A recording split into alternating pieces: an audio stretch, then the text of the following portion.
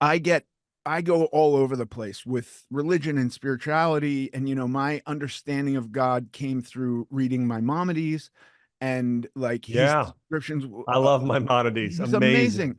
The book, A Guide for the Perplexed, really gave me a feeling of understanding God.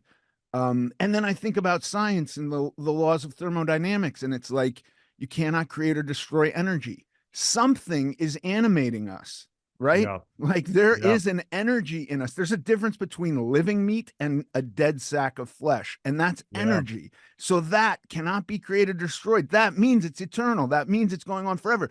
So we can attach all of our own narratives and stories and whatever that means for us. There is something eternal happening in you right now and in Yeah. me scientifically. Like nobody can argue with Yeah. that.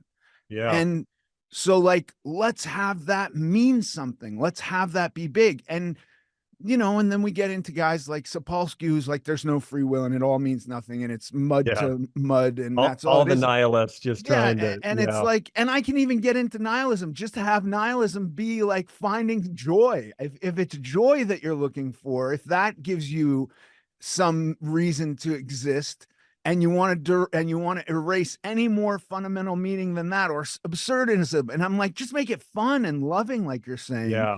and we'll Yeah. have a good time. And we'll do stuff that makes people feel good, and makes people uplifted, because there's a difference between having a conversation like this where we're trying to crush and oppress people versus trying to show people that, like, there's more to it and it can be good and you can feel relief. Yes. Yeah. Yeah. Yeah. I totally agree with you. Yeah. I think, in studying history, you've read this before, I know, and probably talked about it on the show. But John D. Rockefeller said, I don't want a nation of thinkers, I want a nation of workers. And Right. part of it too, I even think about our school systems, the way that they're set up today. I mean, that's something I went to a public high school, and we didn't have like anything checking for guns, like none of that. Like this was like, Troy, Ohio, where I grew up, and just north of Dayton, and we didn't have any of that. It's a little bit of a different world today, but I think as well that there's this quote that I love, and it's by Confucius, I think, and he said, if you want to, um, gosh, I'm going to mess this up now. I knew it up until this second, but it's something like, if you want to